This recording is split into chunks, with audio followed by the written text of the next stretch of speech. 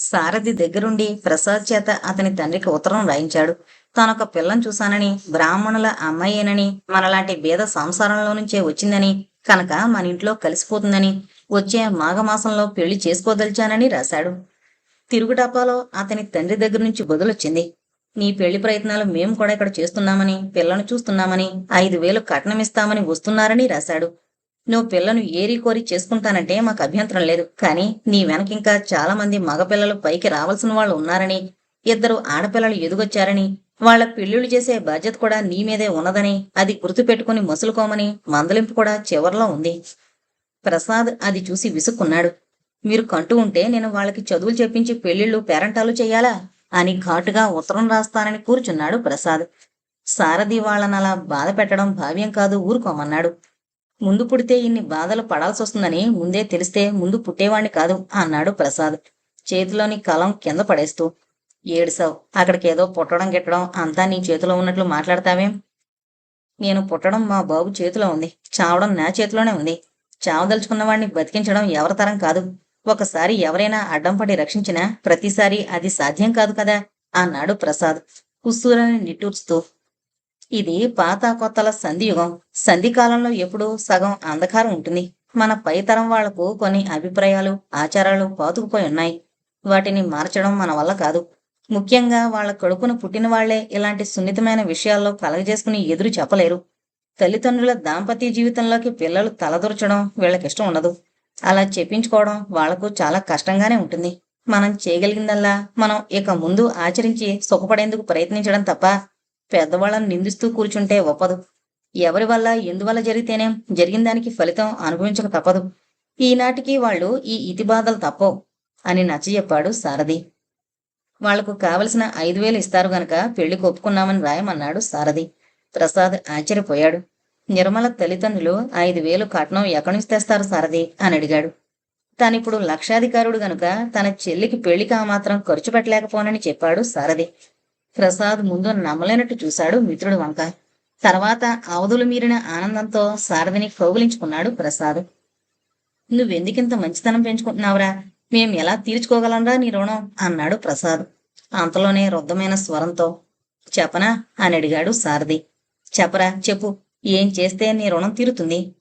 వచ్చే ఏటికో పాపాయిని నాకు అందించేయి. నీ బాకీ చెల్లు పెట్టేసుకుంటాను అన్నాడు సారథి నవ్వుతూ. నీకు నవ్వుగానే ఉంటుంది కానీ మాకు మాత్రం ఈ కృతజ్ఞతాభారం మోయలేందిగా ఉందిరా. నాకు నవ్వుగా ఉందని నువ్వెందుకు అనుకోవాలి? నిర్మల నాకు చెల్లెల్లేని లోటు తీర్చింది. తన అనురాగాన్ని నాకు పంచిపెట్టింది. కనపడని ఆత్మీయతతో నన్ను బంధించి వేసింది. అలాంటి నా గారాల చెల్లెలకి పెళ్లి చేసి కాపురానికి పంపడం నా బాధ్యత కాదా? రేపు నీ చెల్లెలకు మాత్రం నువ్వు ఆ పని చెయ్యవా? నా కళ్ళ ముందు ఓణీలు వేసుకోవడం నేర్చుకున్న ఆ చిన్నపిల్ల పెరిగి పెద్దదై రేపింకో చంటి పిల్లకు తెల్లయ్యి గర్వంతో సంతోషంతో నిండిన హృదయంతో ఆ పసికందును నా చేతికి అందిస్తుంటే నాకెంత తృప్తిని ఆనందాన్ని కలిగిస్తుందా అమూల్యమైన ఘడియ. పర్వాలేదు. ఆ ఆనందం కోసం, ఆ సంతృప్తి కోసం, బ్రతుకంతా తలచుకుని మురిసిపోవడానికి మిగిలిపోయే ఆ క్షణం కోసం ఈ వెధవ 5,000 ఒక లెక్క కాదురా. రాయ్, మీ నాన్నకు వెంటనే రాసేయ్, 5,000 మేమే ఇస్తామని అని సారథి ప్రసాద్ చేత మళ్లీ ఉత్తరం రాయించి పోస్టులో పడేశాడు. ఒకరోజు దుర్గ దగ్గర నుంచి లెటర్ వచ్చింది సారథికి. అందులో పెద్ద విశేషాలేమీ లేవు. అతని తండ్రి క్షేమంగానే ఉన్నాడని, నీ దగ్గర నుంచి ఉత్తరం రాలేదని ఎదురు చూస్తున్నామని రాసింది. తన పాదపద్మాలకు నమస్కరిస్తూ సెలవు తీసుకుంటున్నానని రాసింది. ఆ ఉత్తరంలో అతనికి అందమైన అమ్మాయి కనిపించలేదు. సనాతన భావాలన్నీ ఒక మొక్కగా మొలిస్తే ఎలా ఉంటుందో ఊహిస్తున్నాడతను. దుర్గ అక్షరాల పల్లెటూరి పిల్ల. ఆ ఆప్యాయతలు అభిమానాలు వేరు. ఆ పిల్ల మాట తీరే వేరు. ఆ అమ్మాయి నెమ్మదిగా నడుస్తూ ఉంటే సమతలం పైన ప్రవహించే నదిలా నిండుగా కదిలి కదలనట్టుగా ఉంటుంది. అతనికి ఎందుకో శిరీష కూడా వెంటనే గుర్తుకొచ్చింది. చెంగు చెంగున ఎగిరే అందమైన లేడిపిల్ల గుర్తుకొచ్చింది. అనురాధ తలుపుకొచ్చింది. కురివిప్పి నడయాడే నెమలి తలుపుకొచ్చింది. తర్వాత నిర్మల అతని మదిలో మెదిలింది. ముళ్ళున్న కొమ్మ చివర విరిసిన గులాబీ జ్ఞాపకానికొచ్చింది. శకుంతలను అతను మరిచిపోలేదు. గోనులో అసహనంగా తిరిగే ఆడపులి చొప్పున కళ్ళ ముందు మెదిలినట్లయింది. పాపం సరస్వతమ్మగారు పిల్లల కోడి లాంటిదామె. తిండి గింజలు వెతుక్కోవడంతోనే జీవితం సరిపోతుంది. తన మేనత్త మీనాక్షమ్మ రంగులు మార్చే ఊసరవెల్లిలా కనిపించింది. హేమలతాదేవి ఆవిడ అందరిలాంటిది కాదు. చాలా ఎత్తున మంచె మీదున్న మనిషి ఆమె. ఆవిళ్లాగానే ఆవిడ కష్టాలు సుఖాలు అన్నీ ఆవిడకే ప్రత్యేకం. చైర్మన్ గారి భార్య అనిపించుకోవడం ఆమెకెంతో గ్లామర్. ఆమె గుర్తుకొస్తే మొహానికి రంగులు వేసుకుంటూ కడుక్కుంటూ ఉండే సినీ నటి గుర్తుకొస్తుంది అతనికి. ఇక వరదనమ్మ. ఆమె పారే ఏరు పక్కకు చేరుతుంది, గేలం వేస్తుంది, చేపను పట్టి బుట్టలో వేసుకుని ఎంచక్కా చంకనేసుకుని లేచిపోతుంది. ఆ తల్లి కన్న కూతురే జయ. అయితే ఏం? పంకమునందు పుట్టిన పంకజం లాంటిది. వీళ్ళందరూ తనకు తెలిసిన స్త్రీలు. ఇంకా ఎందరో స్త్రీలుండొచ్చు. స్త్రీ సౌందర్యమూర్తి అంటారు. అయితే సౌందర్యానికి ఇన్ని విలక్షణమైన లక్షణాలున్నాయా? ఇన్ని అవలక్షణాలు ఉన్నది అది సౌందర్యం ఎలా అవుతుంది అని ఆలోచించుకుంటూ కూర్చున్నాడు సారథి. ఇంతలో ఇంకో కవర్ వచ్చింది. అందులో అనురాధ సర్టిఫికెట్లు పెట్టి పంపించాడు చలపతిరావు. ఫోన్ చేసి అనురాధకు చెబుదామా అనుకున్నాడు సారథి. సాయంత్రం వెళ్లి ఇవ్వొచ్చులే అని ఊరుకున్నాడు. రాజగోపాలరావు గారు ఏదో మీటింగ్కు వెళ్ళొచ్చారు. వస్తూనే మరో ఇద్దరు ఆఫీసర్లను పిలిపించి గంటసేపు ఏదో చర్చించుకుంటూ కూర్చున్నారు. తర్వాత సారథిని పిలిచి 10 పేజీల నోట్స్ డిక్టేట్ చేశారు. అప్పటికే 4 గంటలు దాటింది.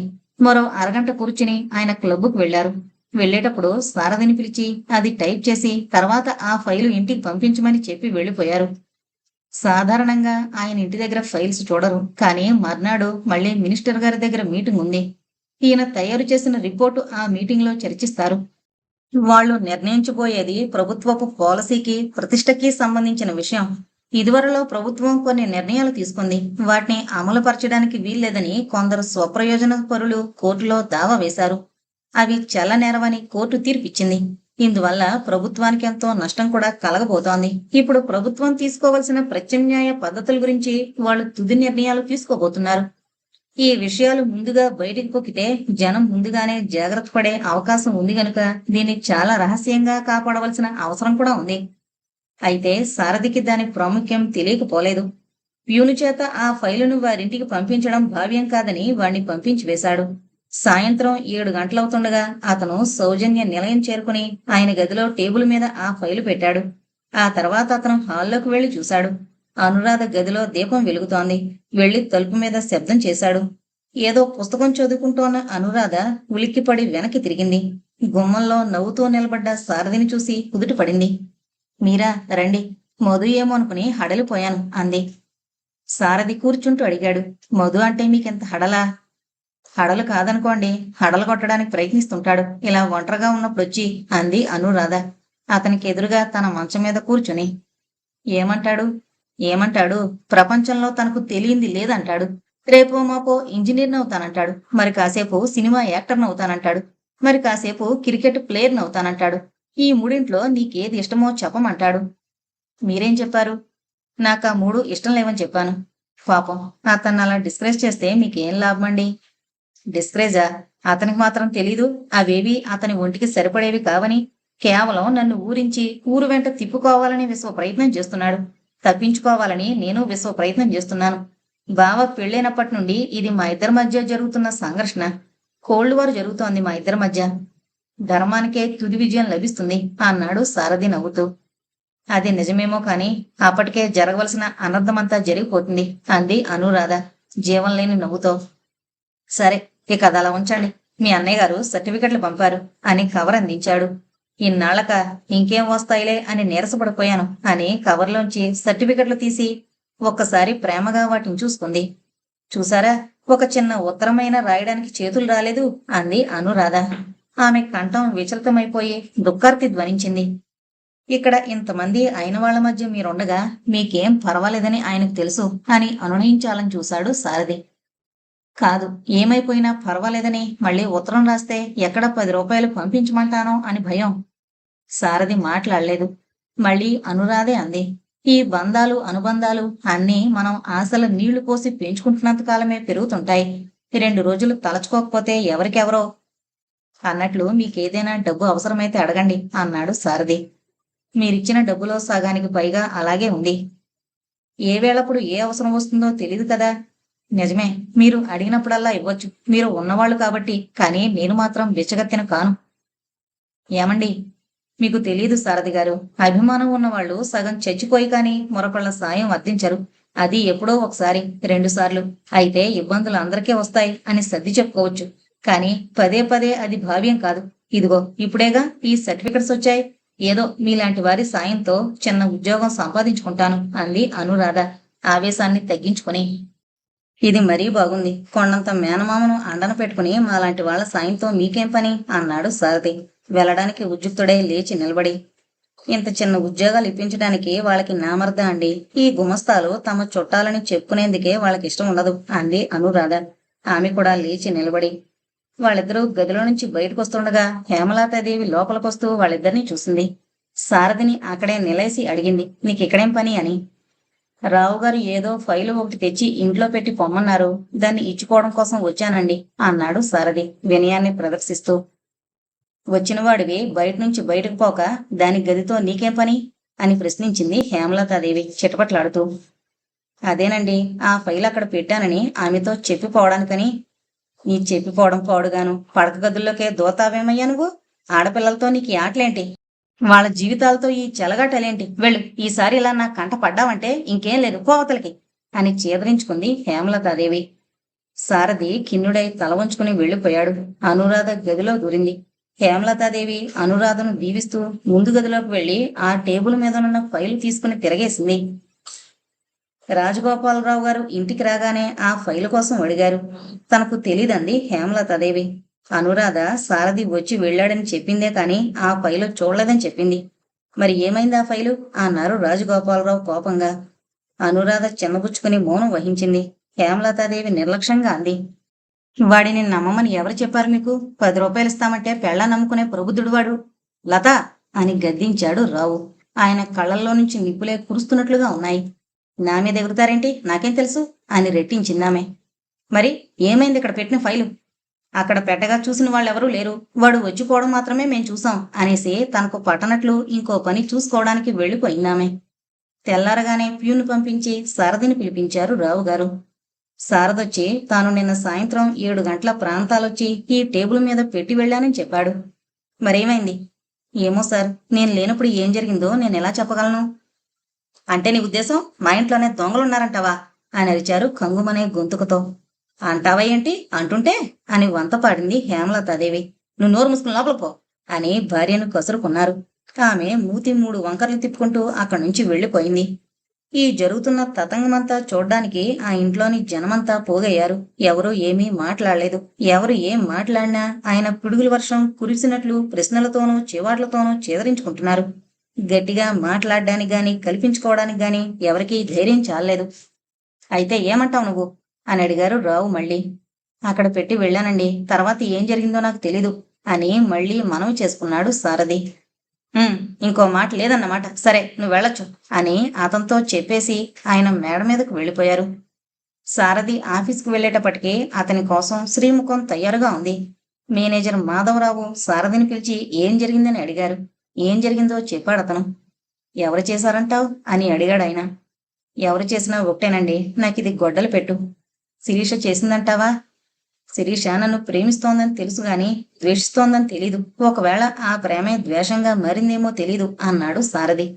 ఐఎమ్ సారీ సారథి, ఇలా నీ చేతికి కాగితం అందించవలసి వస్తుందని నేను కలలో కూడా అనుకోలేదు అన్నాడు మాధవరావు సారథి చేతికి డిస్మిస్ ఆర్డర్ ఇస్తూ. ఆ కాగితాన్ని అక్కడే చించేసి ఇంటికొచ్చాడు సారథి. రాజగోపాలరావు గారికి వెళ్ళి కనబడిపో అని చెప్పాడు మాధవరావు. నాకు మొహం చల్లడం లేదు అని చెప్పొచ్చేశాడు. సారథికి ఉద్యోగం పోయిందని తెలిసి రాజగోపాలరావు గారింట్లో అంతా బాధపడ్డారు. శిరీష కన్నీళ్లు పెట్టుకుంది. అనురాధ పరిస్థితి అంతకన్నా ఏమంత మెరుగ్గా లేదు. వాళ్ళిద్దరూ చిరంజీవి దగ్గరకు వెళ్లారు. నాకన్నా సారథి గురించి ఆయనకి ఎక్కువగా తెలుసు. ఆయన అలాంటి నిర్ణయం తీసుకుంటే మనం చేయవలసిందేమీ లేదు అన్నాడు చిరంజీవి. అది కాదురా అన్నయ్య, పాపం సారథి అలాంటి పని చేశాడంటే ఎవరూ నమ్మరు అంది శిరీష. ఇది విన్నప్పటి నుంచి ఆ పిల్ల దిగులు పడిపోతుంది. మనం చెప్పినా ఆయన మనసు మార్చుకోరు శిరీష, అనవసరం అని తేల్చేశాడు చిరంజీవి. ఆ రోజు రావుగారు తొందరగా ఇంటికొచ్చారు. శిరీష ప్రోద్బలంతో అనురాధ రావుగారి దగ్గరికి వెళ్ళింది. ఆయన ఈజీ చైర్లో వెనక్కు వాలి కళ్ళు మూసుకుని పడుకునున్నారు. పైన ఫ్యాను నెమ్మదిగా తిరుగుతూ కదలకలేని గాలిని కదిలించడానికి ప్రయత్నిస్తోంది. ఆమె వెళ్లి ఎదురుగా నిలబడ్డ సంగతి ఆయనకు తెలీదు. ఆయన దృష్టిని మళ్లించుకోవడం కోసం చిన్నగా దగ్గింది. గాజుల సవ్వడి చేసింది. అప్పుడాయన నిష్ఠలో ఉన్నవాడికి నియమభంగమైనట్లు కళ్ళు తెరిచి చూశారు. కూర్చో అమ్మా అన్నారాయన ముందు కొంగి కూర్చుంటూ. అనురాధ మోడాలాక్కుని కూర్చుంది. చెప్పదలుచుకున్న విషయం వెంటనే మొదలు పెట్టడానికి జంకుతోంది. ఆయన మొహంలో ఎన్నడూ కనిపించని బడలిక కనబడుతోంది. జుట్టు చెదిరి మొహం మీద పడుతోంది. తెల్లని వెండి తీగల్లా మెరుస్తోన్న ఆ శిరోజాలు ఆయనకెంతో గాంభీర్యాన్ని తెచ్చిపెడుతున్నాయి. ఏమమ్మా ఇలా వచ్చావు అని ఆయన అడిగారు చివరికి. సారథిని డిస్మిస్ చేశారట అంది అనురాధ ధైర్యాన్ని కూడగట్టుకుని. అవును అన్నారాయన ముభావంగా. సారథిదే అపరాధమని మీరు నమ్ముతున్నారా మావయ్య? ఆ ఒక్క ముక్క అడగడానికి విశ్వ ప్రయత్నం చేయాల్సి వచ్చింది. రాజగోపాలరావు చిన్నగా నిట్టూర్చారు. కుర్చీలో వెనక్కి వాలిపోయి పైన తిరుగుతోన్న ఫ్యాన్ వంక చూస్తుండిపోయారు. కొన్ని క్షణాల మౌనం తర్వాత తనలో తాను కలలో కలవరించినట్లు పరాగ్గా అన్నారు. అక్కడ కొన్ని రూల్స్ ఉంటాయి తల్లి. వాటిని పరిరక్షించవలసిన బాధ్యత నా మీద ఉంది. సారథి ఫైల్ తెచ్చి నా ఇంట్లో పెట్టానంటాడు. నాకు అందలేదనక పెట్టలేదంటాను నేను. మా ఇద్దరిలో ఎవరో ఒకరు ఈ నేరాన్ని చేసినట్లు ప్రభుత్వాన్ని నమ్మించాలి. సారథి నిర్దోషి అని నేను చెబితే దాన్ని మాయం చేసిన నేరం నా మీద పడుతుంది. సారథిని గనుక నేను డిస్మిస్ చేయకపోతే ప్రభుత్వం వారు నన్ను డిస్మిస్ చేస్తారు. దాని ప్రాముఖ్యం అంతటిది అన్నారు రావు గారు. ఏదో చెప్పాలని అతని నిర్దోషిత్వాన్ని సమర్థించాలని వచ్చిన అనురాధ ఆయన చెప్పిన 2 ముక్కలు విని ఆవాక్కైపోయింది. సారథి నిన్న సాయంత్రం వచ్చిన మాట నిజమే. కింద మీ గదిలో బల్ల మీద ఆ ఫైలు పెట్టిన గది దగ్గరకు వచ్చాడు. మేం ఏదో లోకాభిరామాయణం మాట్లాడుతూ 2 నిమిషాలు నిలబడ్డాం. ఇంతలో అత్తయ్య వచ్చి అతను లోపలికొచ్చినందుకు అతన్ని కోపడింది. పాపం సారథి తల వంచుకుని వెళ్ళిపోయాడు. నేను లోపలికొచ్చేశాను. అత్తయ్య మళ్ళీ మీ గదిలోకి వెళ్ళింది. అంటే మీ అత్తయ్య ఈ పని చేసిందంటావా? నేను తర్వాత అత్తయ్య ఏం చేసిందో చూడలేదు. జరిగింది మాత్రమే మీతో చెబుతున్నాను అంది అనురాధ ఆయన నిర్ణయాన్ని మార్చాలనే వ్యర్థ ప్రయత్నంతో. ఆయన మాట్లాడలేదు. అలాగే కళ్ళు మూసుకుని పడుకున్నారు. ఆలోచనలో ఉన్నారో నిద్రపోవడానికి ప్రయత్నిస్తున్నారో ఆమెకు తెలియలేదు. 5 నిమిషాల వరకు చూసింది. ఆయన ఇక ఆ విషయం గురించి మాట్లాడదలుచుకున్నట్లు లేదని తేల్చుకుంది. అత్తయ్య వచ్చి చూస్తే మళ్ళీ ఇదొక రభస అవుతుంది అనుకుంది. వెళుతున్నానని చెప్పి వచ్చేసింది. మెట్లు దిగుతుండగానే శిరీష ఎదురైంది. ఏమైందని అడిగింది శిరీష. ఆయన చెప్పిన 2 ముక్కలే చెప్పింది అనురాధ. ఆ పిల్ల మాత్రం ఏమనగలదు? తర్వాత ఎప్పటికో హేమలతదే వచ్చింది.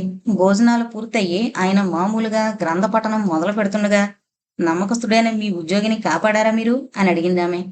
ఒక్కపొడి నములుతూ పక్క బట్టలు దులిపి వేసుకుంటోంది. లేదు అన్నారాయన ముక్తసరిగా. ఏం? జరిగిన తప్పుకు ఎవరో ఒకరు శిక్ష అనుభవించాలిగా. ఎవరో ఒకరు ఎందుకు అనుభవించాలి? చేసిన వాళ్ళే అనుభవిస్తారు. చేసిన వాళ్ళు కాదు, దొరికిన వాళ్ళు అనుభవిస్తారు. మీకంత ప్రేమ ఎందుకు వాడంటే? మంచివాడు, బుద్ధిమంతుడు గనుక. ప్రపంచంలో వాడొక్కడైనా బుద్ధిమంతుడు? ఎంతమంది లేరు? వాళ్ళందరి మీద లేని జాలి వీడి మీదనే కురిపించాలి కాబోలు. అతను నా దగ్గర పనిచేస్తున్నాడు. నీకన్నా ఎక్కువ టైం నేను అతనితో గడుపుతున్నాను. వాళ్ళ అమ్మతో కూడా చాలా ఎక్కువ టైమే గడిపారనుకుంటాను అంది హేమలతాదేవి వ్యంగ్యంగా. అందుకైనా అహం దెబ్బతింది. లత! కంగుమంది ఆయన క్రోధం. అరవకండి, కింద నుంచి పిల్లలు పరిగెత్తుకొస్తారు. ఎప్పటికైనా నాకు నిజం చెప్పండి. వీడు దాని కొడుకేనా అని అడిగిందామె సూటిగా. అవును, ఏమైతే అని రెట్టించారు రావు గారు. చచ్చినా దాన్ని మరిచిపోలేకుండా ఉన్నారన్నమాట. మరిచిపోక నేనేం చేశానిప్పుడు? చేయగలిగినంత చేస్తూనే ఉన్నారుగా. ఇంకా బాధపడ్డం ఎందుకు? అసలు వీడిని మీ దగ్గర వేసుకున్నప్పుడే నేను అనుమానించాను. ఎంతమంది సీనియర్స్ ఉంటే వాళ్ళందరినీ వదిలేసి అంతకుముందు నమ్మకంగా పనిచేస్తున్న మాధవరావును మరో సీటుకు మార్చి వీడికి ఆ పట్టం కట్టవలసిన అవసరం ఏమొచ్చింది? మీరు గుమ్మనంగా దాచుకున్నంత మాత్రాన మిమ్మల్ని మీ చర్యల్ని కనిపెట్టలేని అమాయకురాల్ని కాదు నేను. నాకెందుకు చెప్పడం లేదన్నదే నా బాధ. తెలుసుకుని కూడా నన్నెందుకు రాచి రంపాన పెడుతున్నావు అన్నదే నా బాధ. మిమ్మల్ని నమ్మడం కన్నా నాగుపామును నమ్ముకుంటే నయం. మీరీనాడు ఈ పరిస్థితిలో ఉండడానికి కారణం మా నాన్నగారన్న విషయం మరిచిపోవద్దు మీరు. నువ్వు మరిచిపోనివ్వవుగా అన్నారాయన కసిగా. ఇలాంటి కృతజ్ఞుని కట్టుకున్నందుకు నాకు ఆ బాధ తప్పదు. నోర్బోయ్ అన్నారాయన అదుపు తప్పిన ఆవేశంతో. నన్ను రెచ్చగొట్టకండి, నాదసలే పిచ్చుకోపం అన్నదామె దీపం తీసేస్తూ. ఆమె పడుకుంది. ఆయన లేచి పెట్టగొడ దగ్గరకు వచ్చాడు. ఆకాశమంతా నిర్మలంగా ఉంది. శుభ్రంగా చెరిపివేసిన నల్లబలలా ఉంది. నింగిని అల్లుకున్న చుక్కల వల కిందికి జారినట్లుగా నగరమంతా మిణుకుమిణుకుమంటున్న దీపాలతో వెలుగుతోంది. చల్లగాలి చనువుగా దగ్గరకొచ్చి సరసాలాడుతోంది. నిర్మానుష్యమైన ఆ వీధి మొదల వరకు చూస్తున్నాడు. వీధి దీపాలు నడుము వంగిన ముసలివాళ్లలా ఉన్నాయి. వాటి వెలుగు చత్వరం వాడి దృష్టిలా నేల మీదకు ఆనకుండా ఉంది. తాగిన వాడెవడో తూలుకుంటూ తాగుతా నీ అవ్వ తాగుతా అని పాడుకుంటూ పోతున్నాడు. అంతటి విషాదంలోనూ ఆయనకు రేఖామాత్రంగా నవ్వు రాబోయి ఆగిపోయింది. వీధికొక్కొక్కటి ఆ తాగుబోతు వెనకాల పడి అరుస్తోంది. వాడు పాటాపి దాంతో ఏదో మాట్లాడుతున్నాడు. అదింకా పైపైకి ఎగురుతోంది, మురుగుతోంది. వాడు అక్కడే నిలబడి దానికి దండం పెట్టి క్షమాపణ చెప్పుకుంటున్నాడు. రాజగోపాలరావు గారికి వాణ్ణి చూస్తే జాలేసింది. పాపం వాడి పెళ్ళాం కూడా అలాగే మీద పడి అరుస్తుందేమో. అప్పుడు వాడలాగే దండం పెట్టి క్షమాభిక్ష కోరుకుంటాడేమో. వెంటనే వాణ్ణి క్షమించేస్తుంది. వాళ్ళిద్దరికీ అది మామూలుగానే ఉంటుంది. తనో సారథి తండ్రికి ఉత్తరం రాశాడు. తనకు ఉద్యోగం పోయినట్లుగా. ఆ ముసలాయన చాలా గాబరా పడుతున్నట్లుగా బదులు రాసింది దుర్గ. డబ్బు కావాలంటే వెంటనే తెలియజేయమని కూడా రాసింది. ఇదే అదను కనిపెట్టి మరో 3,000 రూపాయలు తెప్పించి బ్యాంకులో వేసుకున్నాడు సారథి. ఇంతకు ముందు ఆయన ఇచ్చిన 5,000లో 1,000 రూపాయలు అప్పు తీర్చగా 4,000 బ్యాంకులో వేశాడు. ఇప్పుడు మొత్తం 7,000 పోగుబడ్డాయి. పర్వాలేదు, 5,000 కట్నం కిందిచ్చినా మరో 2,000 పెళ్లి ఖర్చులకి ఉంటాయని సర్ది చెప్పుకున్నాడు సారథి తనకి తనే. నిర్మల గురించి తండ్రికి రాద్దాం అనుకున్నాడు ముందర. కాని ఎందుకో అతని మనసు అంగీకరించలేదు. ఈ రోజుల్లో ఇలాంటి కథలు చెబితే నమ్మేదెవరు? ఎవరో ఏంటో ఏ సంబంధము లేని ఆడపిల్ల కోసం ఇంత డబ్బు ఖర్చు పెడుతున్నానంటే వాళ్ళు తప్పకుండా తనని అపార్థం చేసుకుంటారు. కనీసం డబ్బు విలువ తెలియని దోబరావాడిగానన్నా భావించుకుంటారు. ఇది రాయకపోయినా ఇన్ని వేలు ఖర్చు పెట్టాడని తెలిస్తే వాళ్ళు కాస్త జాగ్రత్త పడతారు. ఎకనైనా ఇలా వేలు వేలు పంపించరేమో. సమయానికి ఉద్యోగం పోయిందని ఇదొక సాకు దొరికింది తనకి. ఆ డబ్బు అలా ఖర్చయిపోతే ఈ జీతం డబ్బులు కూడా రాకపోతే ఎలా? ముందు తనకి ఎలా గడుస్తుంది? మరో ఉద్యోగం ఎప్పటికి దొరుకుతుందో? సారథి చాప మీద పడుకుని ఆలోచించుకుంటున్నాడు. చీకటి ముసిరిన ఆ గదిలో లైటు వెలిగితే కళ్ళు తెరిచి చూశాడు. అనురాధొచ్చి లైటు వేసింది. సారథి లేచి ఒక పక్కకు జరిగి కూర్చున్నాడు. రండి, భూకాల దర్శనం. ఏంటలా ఉన్నారు? ఒంట్లో బాగలేదా అన్నదామె చాప మీద ఎడంగా కూర్చుని. మీ దయవల్ల బాగానే ఉంది. నిరుద్యోగులు ఇలాగే ఉంటారు. గెడ్డాలు మీసాలు పెరిగిపోయి అని నవ్వాడు సారథి. మా మరదల పిల్ల కనబడదేం అని అటు ఇటు చూసింది అనురాధ. ఎక్కడికి వెళ్లాలో అక్కడికి వెళ్ళింది అన్నాడు సారథి తుండుగుడ్డను భుజం నిండా కప్పుకుంటూ. అంటే అని ఆశ్చర్యంగా అడిగింది ఆమె. భర్తను వెతుక్కుంటూ వెళ్ళింది. అర్థం కాలేదు. వాళ్ళాయన సినిమాకు వెళదాం రమ్మన్నాడట. వెళ్ళింది. ఏంటి, నిర్మలకు పెళ్ళయిందా అని ఆల్చెప్పల్లాంటి కళ్ళను మరింత పెద్దవి చేసి చూసింది. కాలేదు, కాబోతోంది త్వరలో. ఎవరు, ఏంటి, వివరాలు చెప్పండి. ఎవరో కాదు, దాని ప్రియుడే, నాకు ప్రియుడే, నా క్లాస్మేటు, క్లోజ్ ఫ్రెండు అని జరిగిందంతా టూకీగా చెప్పేశాడు సారథి. లక్కీ ఫెలో, భలే ఛాన్స్ కొట్టేసింది. చివరకు అలా అయిపోతుంది పరిస్థితి అన్నాడు సారథి విచారంగా. మళ్ళీ ఆ అపస్వరం ఏమిటి అని అడిగింది అనురాధ. ఏరికోరి ఎవరిష్టానుసారం వాళ్ళు చేసుకోవలసిన పెళ్లిళ్ళు ఇలా ఛాన్సులకు, అదృష్ట దురదృష్టాలకు వదిలివేయబడుతున్నాయి కదా అని సమీక్ష చేశాడు నేటి పరిస్థితిపై. అది మాత్రం ఏమైంది? కావాలని చేసుకున్నంత మాత్రాన ఆ ప్రేమ వివాహాలన్నీ సుఖాంతాలే అవుతున్నాయా? ఎన్ని విఫలం కావడం లేదు అని అడిగింది అనురాధ. కావాలని చేసుకున్న వాళ్ళు విడిపోవడానికి అవకాశం తక్కువ. సరిపెట్టుకోవడానికే ప్రయత్నిస్తారు. ఎక్కడైనా ఒకటి అర విఫలమైతే ఆ దోషం వాళ్ల మనస్తత్వాలదే గాని ఆ వ్యవస్థది మాత్రం కాదు అన్నాడు సారథి. ఇంతలో సరస్వతం వచ్చి అనురాధను పలకరించింది. ఆమెకు సమాధానం చెప్పి నిర్మల పెళ్లి కుదిరిందట కదా అని అడిగింది ఆమె. అదంతా ఆ సారథి చేతి చలవ తల్లి, అన్నింటికీ అతనే పూనుకున్నాడు అన్నదామె సారథి వంక చూస్తూ. ఎందుకు పూనుకున్నాడో నేను చెప్పనాండి? అనుభవం సంపాదించుకునేందుకు. ఒక పెళ్లి జరిపించేస్తే బాగా అనుభవం వస్తుంది. అది రేపు తన పెళ్లికి బాగా ఉపయోగపడుతుందని ఆశ అంది అనురాధ ముసుముసు నవ్వులతో క్రీగంట అతన్ని కనిపెడుతూ. ఏం పెళ్ళో తల్లి, ఉన్న ఉద్యోగం కూడా ఊడి ఇంట్లో కూర్చున్నాడు అని గుర్తు చేసింది సరస్వతమ్మ గారు. దీని తాతలాంటి ఉద్యోగం వస్తుంది అంది అనురాధ హుషారు కలిగించాలని. అది మా తాతకు గాని ఇవ్వనంటారేమో అన్నాడు సారథి. మిగిలిన వాళ్ళిద్దరూ పక్కున నవ్వారు. సరస్వతమ్మ ఇచ్చిన కాఫీ తాగి వెళతానని బయలుదేరింది అనురాధ. ఆమెను సాగనంపడానికి వెంటొచ్చాడు సారథి. అన్నట్లు చెప్పడం మరిచిపోయాను. చిరంజీవికి వారం రోజుల నుంచి జ్వరం. అందువల్ల నేనిప్పుడు నరసమ్మ వేషం కూడా వెయ్యాల్సి వస్తుంది అంది అనురాధ. ఏం, జయ మిమ్మల్ని రాణిస్తోందా ఆయన దగ్గరకు? ఆ అమ్మాయి ఇక్కడ ఉండకూడదట, పుట్టింట్లోనే ఉంటోంది. ఎందుకని? ఇంకా కాలేదు కదండి. పెళ్ళైపోయింది కదండి. పోండి, ఒట్టి బంకమట్టి. ఆ పిల్లక్క కాపురానికి రాలేదండి అంది అనురాధ సిగ్గుపడుతూ. అచ్చచ్చా, చచ్చ అంటారేం, మీకెందుకు మధ్యలో అని నవ్వింది అనురాధ. సారథి తల ఉంచుకుని ఆమె పక్కన నడుస్తున్నాడు. ఆమెతో పాటు నవ్వుతున్నాడు. ఈ దూరం ఇలాగే తరగకుండా పెరిగిపోతే బాగుండని అనుకున్నదామె.